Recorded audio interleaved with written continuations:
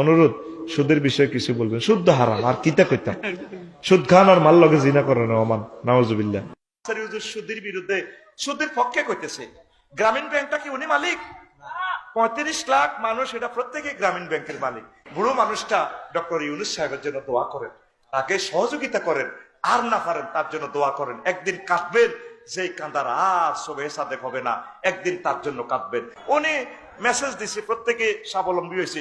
সুদ কে খায় না রে ভাই? আমার হেডের ভিতরে তো সুদ আছে, আফসারির এই রুমালটাও তো সুদে আছে। আমার জিরবাতে 1 টাকা সুদের পয়সা লাগার আগে আগে আল্লাহ তুমি আমাকে হত্যা করিও, দুনিয়া থেকে তুমি আমার উড়ে নিয়ে যাইও, তোমার কাছে আমার বড় দাবি, বড় দরখাস্ত রইল। কেমনে রে মুসলমান সুদ খায়?